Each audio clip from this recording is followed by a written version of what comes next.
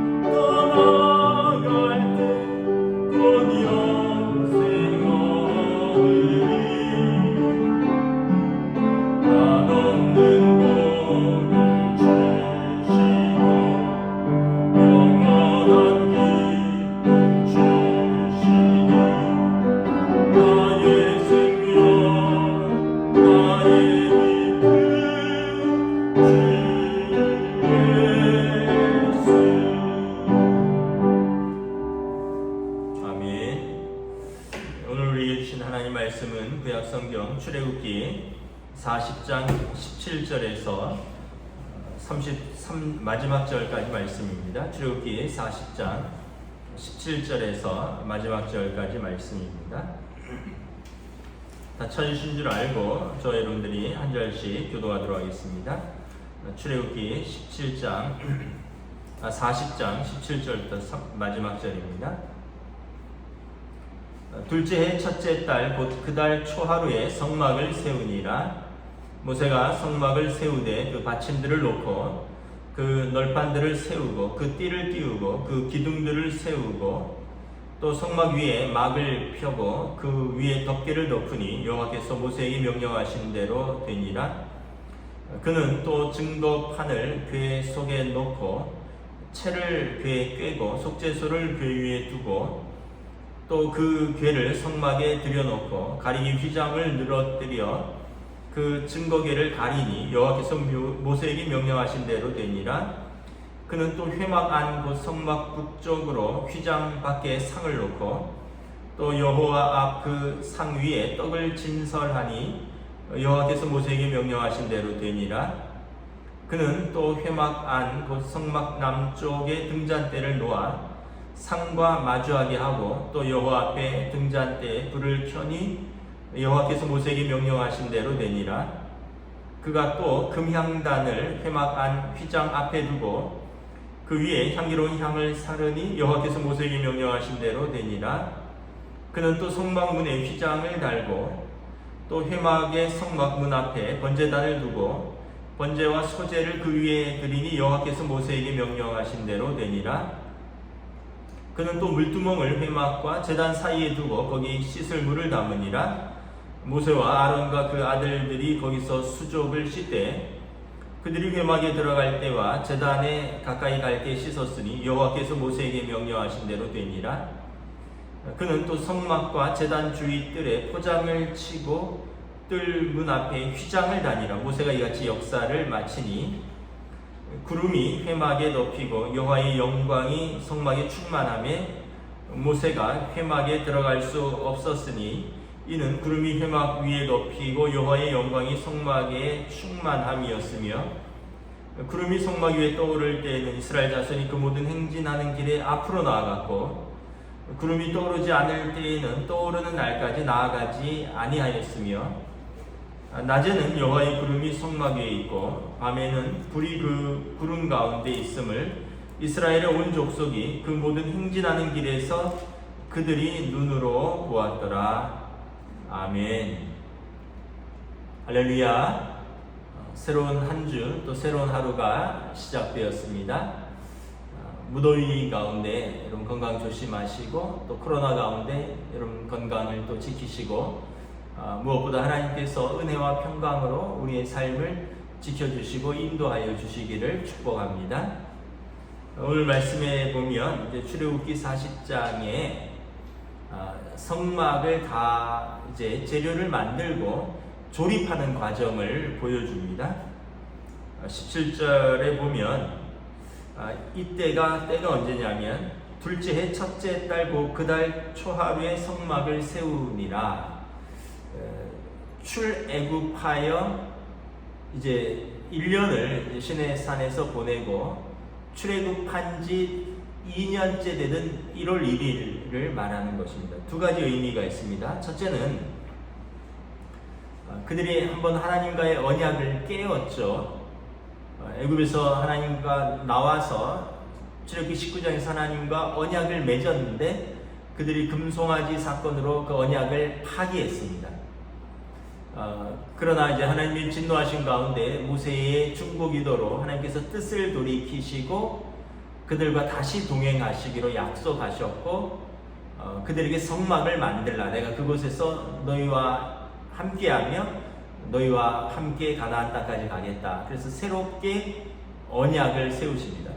그래서 성막의 완성은 이제 언약의 갱신이 되는 거죠. 그래서 그들이 언약을 다시 세우고 이제 하나님과 새롭게 동행하는 그러한 출발점이 되는 것입니다. 상징적으로 그래서 둘째 해 첫째 달 초하루 한 해가 지났고 새로운 한 해의 1월 1일이 되는 것입니다.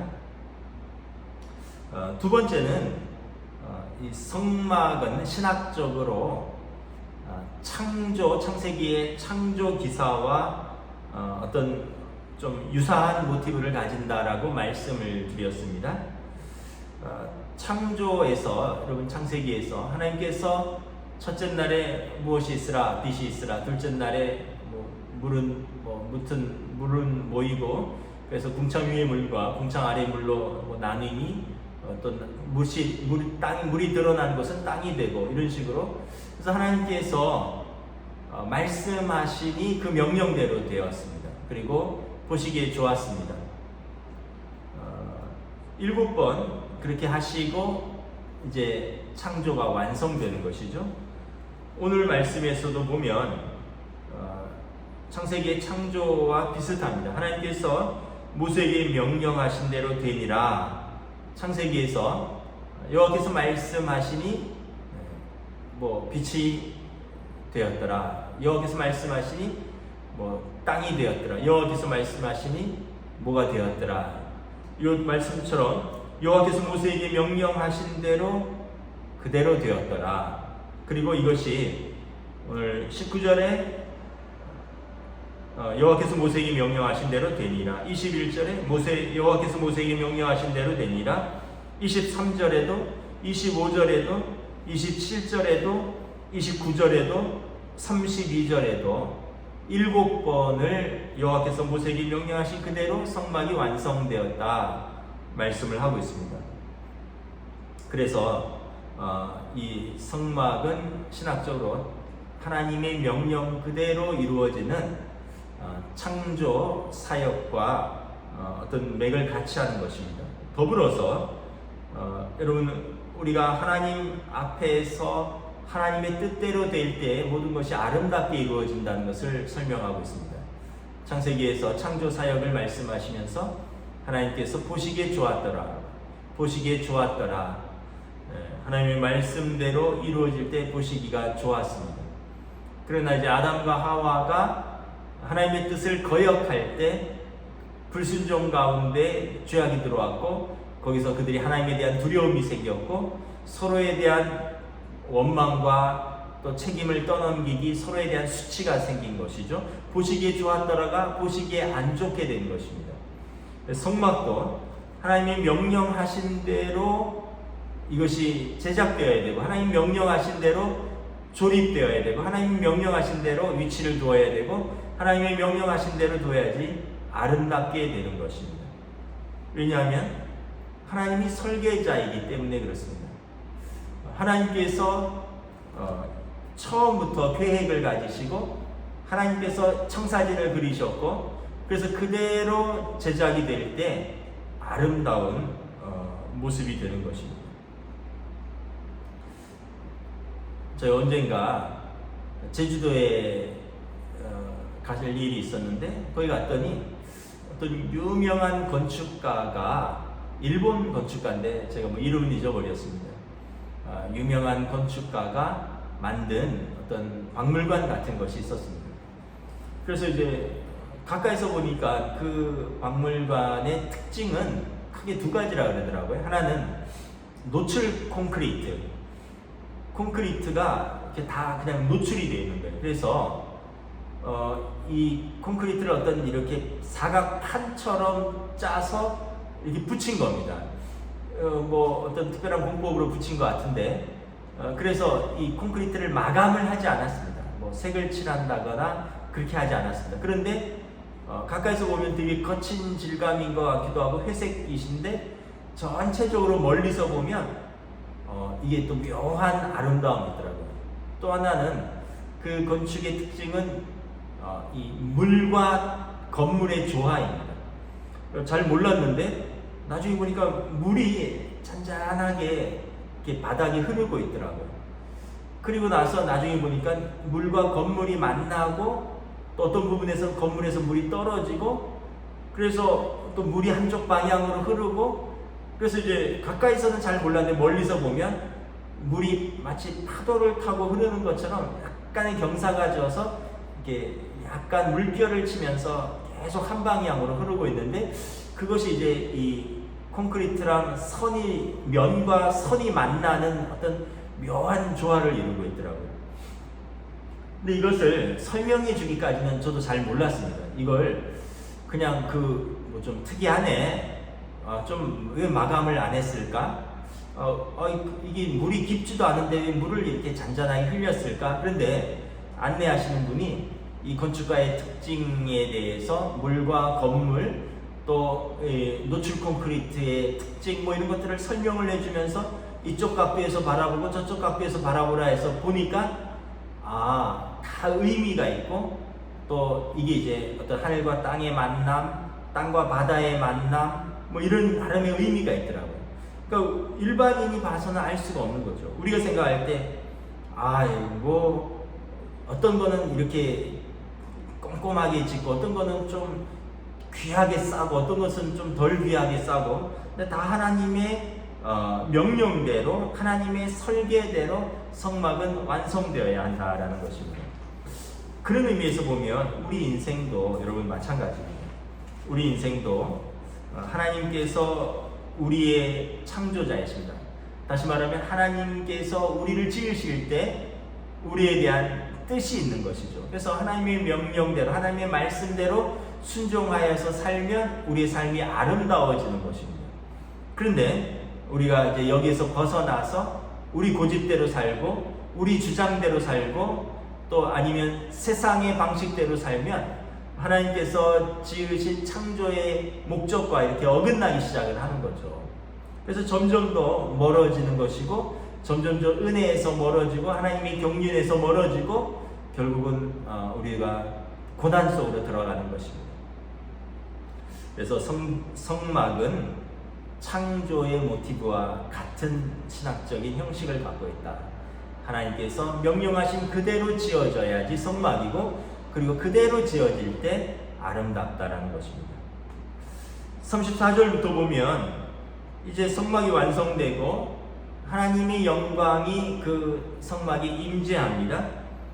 구름이 회막에 덮이고 여호와의 영광이 성막에 충만하며 그러니까 회막, 성막 이런 데 같이 보면 됩니다. 회막은 전체 마당의 뜰을 포함해서 이게 바깥을 둘러싼 것을 말하고 성막은 그 안에 성소와 지성소의 작은 텐트라고 생각을 하면 되겠습니다. 그런데 굳이 뭐 그렇게 구별할 건 없고 이제 회막은 태버너클, 성막은 생츄어리라고 하는데 어떻게 보면 그냥 같이 생각해도 될 것입니다. 큰 틀에 하나님의 임재의 장소인 것이죠. 구름이 회막에 덮이고 여호와의 영광이 성막에 충만하며 모세가 회막에 들어갈 수 없었습니다.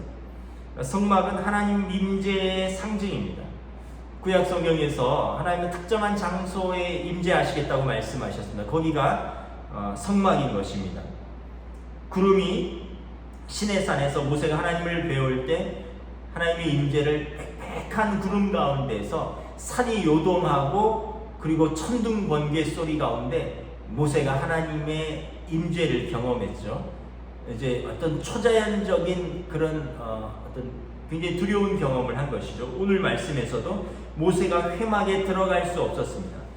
구름이 회막에 덮이고 그리고 여호와의 영광이 회막에 가득 차서 모세가 감히 이 성막에 들어갈 수 없었다라는 것입니다. 이제 하나님의 임재의 장소가 시내산에서 그들에게 약속하신 대로 그들의 진 한가운데 회막으로 옮기신 것입니다.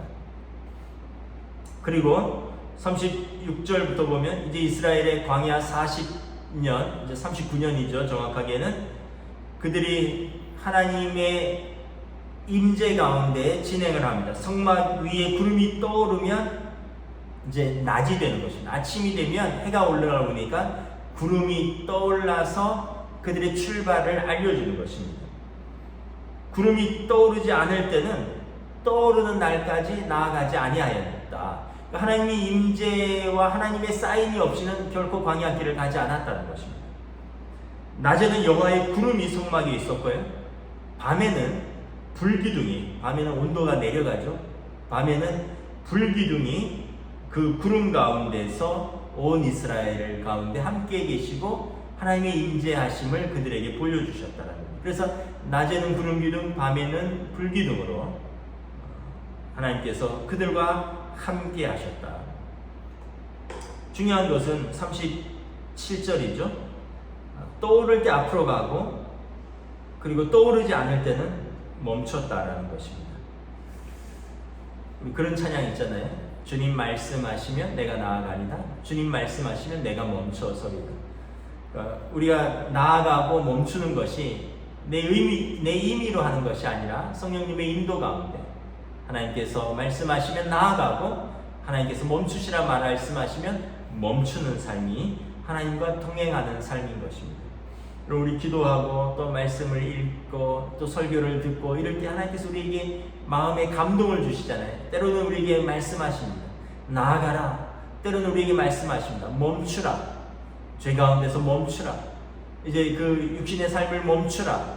때로는 우리에게 영적인 삶으로 나아가라. 용기를 내고 믿음의 발자국을 떼라. 말씀을 하시는 것이죠. 그때 순종하면 주님과 동행하는 삶이 되는 것입니다. 그래서 이스라엘이 38절에 보면 낮에는 여호와의 구름이 성막 위에 있고 밤에는 불이 그 구름에 있음을 이스라엘의 온 족속이 그 모든 행진하는 길에서 그들이 눈으로 보았더라. 성막의 위치가 한 가운데라 그랬습니다. 이스라엘이 동서남북으로 3개 지파가 사방향으로 12지파가 진을 짜고 행진을 하는데 성막은 정가운데 있고 그 위에 구름 기둥이 있는 것입니다. 그 위에 불 기둥이 있는 것입니다. 그래서 이스라엘 모든 사람들이 어느 방향에 있든지 눈을 들어서 가운데를 바라보면 하나님이 임재하시는가, 하나님이 멈추시라 말씀하시는가, 하나님이 나아가라 말씀하시는가 알 수가 있는 거죠. 하나님이 멈추시라 그러면 그들은 텐트를 펴고 숙박을 하는 것입니다. 구름이 떠오르지 않으면 계속 머무는 것이에요. 구름이 떠오르면 하나님이 나아가라 하는구나. 텐트를 걷고 그들이 광야길을 진군하는 것입니다. 그러니까 이 모든 것은 하나님의 명령대로 된다는 것입니다. 아마 군대 갔다 오신 분들은 행군하신 기억이 있을 겁니다. 저도 100km 행군을 했었거든요. 100km 행군을 하면 중요한 게 뭐냐 하면 이 진열을 갖추어서 행군을 하는 것입니다. 저희가 550명이 행군을 하는데 양쪽으로 2열로 약 한 55명이 이제 한 부대로서 10개 부대가 이렇게 간격을 두고 진행을 합니다. 정확하게 기억은 않지만 개인 간 거리는 1m고 부대 간 거리는 5m고 뭐 중대 간 거리는 뭐 10m고 뭐 이런 식으로 이 거리가 다 있습니다. 그 거리를 일정하게 유지해야 돼요. 왜냐하면 일정하게 유지하면 일단 일정하게 거리를 유지하면 첫째 멋있습니다. 군인들이 도로 양쪽을 예전에 전우라는 드라마 나왔잖아요. 그 어렸을 때 뭐 우리 가한다 뭐 이러면서 군인들이 이제 무장을 하고 도로 양쪽을 일정한 간격으로 갈 때 그 어떤 진열의 그 정돈됨과 멋있음이 있습니다. 두 번째는 사고를 예방합니다. 어떤 사람은 줄 간격이 좁고 어떤 사람은 간격이 넓고 이러면 간격이 넓으면 간격을 맞추려고 뛰게 되고 간격이 좁으면 어떻게 하다 부딪히게 되고 그러면 총을 어깨에 매일 수도 있고요. 또 그런데 앞사람의 발뒤꿈치를 군화로 밟을 수도 있고 어깨에 맨 총에 얼굴을 부딪힐 수도 있고 그래서 중요한 게 뭐냐면 간격을 유지하는 것입니다. 그래서 이 간격을 유지하는데 아주 신경을 많이 씁니다. 그 중간중간에 간격을 유지 못하는 사람들은 아예 뒤로 빼버립니다. 낙오한다 그러잖아요. 낙오한 사람들은 빼서 차에 태웁니다. 그러니까 왜냐하면 간격을 유지하는 게 행군에 있어서 전체가 행군을 완주하는 데 있어서 간격을 유지하는 게 굉장히 중요하기 때문에 그렇습니다. 그 간격을 보고 모두가 힘을 낼 수 있는 거죠. 그래서 간격이 흐트러지면 진이 흐트러지면 행군 자체가 엉망이 되어버리는 것입니다. 오늘 이스라엘 백성은 이 진을 짜서 광야를 40년을 가는데 항상 중심에 성막이 있었습니다. 성막보다 앞서 나아가서도 안 되고 성막보다 뒤처져서도 안 됩니다. 성막과 일정한 간격과 진을 짜서 나아가는 것입니다. 12지파가 여러분 동시에 쫙 나아가는 것이죠. 그 중심에 하나님이 계시는 것입니다. 우리의 삶에 어려움도 있고 문제도 있습니다. 요즘같이 코로나19 같은 상황에서는 정말 한 치 앞도 내다보기 어려운 상황입니다. 우리가 시편 말씀에도 있고요. 히브리서 13장 말씀 또 시편 118편 말씀에 하나님께서 말씀하십니다. 그러므로 우리가 담대히 말하되 주는 나를 돕는 이시니 내가 무엇을 두려워하겠느냐. 사람이 내게 어찌하리요.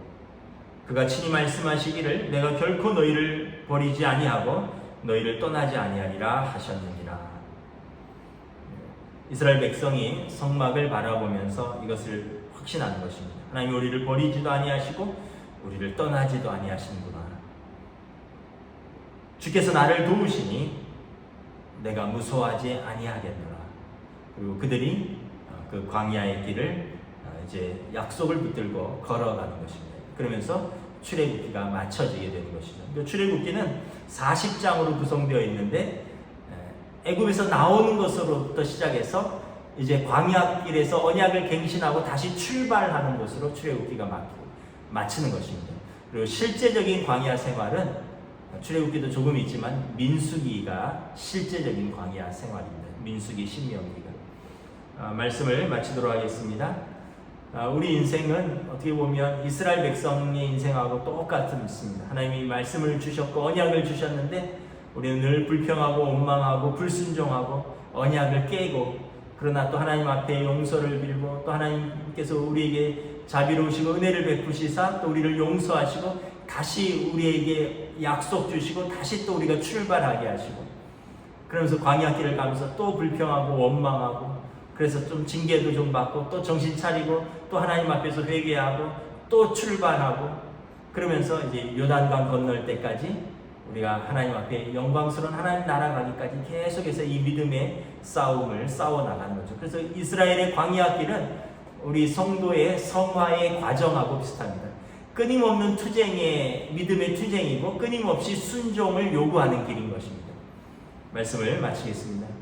출애굽기를 마치고 다시 출발하는 이스라엘처럼 우리가 2021년 이제 하반기 7월 출발한 지 좀 되었지만 여러분 낙심하지 마시고 우리가 다시 용기를 내어서 믿음의 길을 우리가 올 한 해도 끝까지 걸어갈 수 있기를 주님의 이름으로 축복합니다. 아멘. 기도하겠습니다. 주님의 은혜를 감사합니다. 모세가 여호와께서 명령하신 대로 성막을 제작하였고 여호와께서 명령하신 대로 성막을 조립하였고 여호와께서 명령하신 대로 성막의 기물들을 위치하였습니다. 그리고 하나님께서는 그 성막의 구름 가운데 임재하셨고 모세가 감히 들어갈 수 없을 정도로 하나님의 영광이 그들 가운데 또 하나님의 임재가 그들 가운데 함께 하셨습니다. 그리고 이제 이스라엘은 둘째 해 1월 1일 새로운 마음으로 주님과 동행하며 이 광야길을 출발합니다. 구름이 떠오르면 이스라엘이 출발하고 구름이 멈추면 이스라엘도 멈추고 구름이 다시 떠오르지 아니하면 그들은 계속해서 머물고 밤에는 불기둥으로 그들을 지키시고 인도하셨습니다. 우리 인생길 하나님께서 구름 기둥과 불기둥으로 우리를 지키시고 인도하시는 줄을 믿습니다. 그러므로 우리가 하나님을 믿고 신뢰하고 또 하나님의 약속을 붙들고 주님과 동행하며 한 발자국 한 발자국 믿음의 길을 걸어가는 귀한 시간들 될 수 있기를 원합니다. 우리가 비대면으로 함께 모여서 예배드리지는 못하지만 각자의 처소에서 우리가 기도하고 또 주님의 임재 가운데 구름 기둥과 불 기둥에 하나님의 영광으로 임재하시는 하나님의 도우심으로 또 하나님의 임재하심과 하나님의 동행하심으로 살아가는 저희들로 인도하여 주시옵소서. 감사를 드리오며 우리 주 예수 그리스도의 이름으로 기도드리옵나이다. 아멘.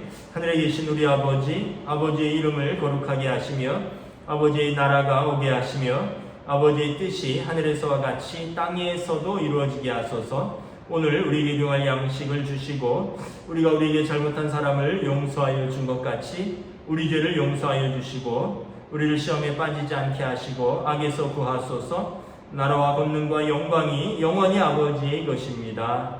아멘.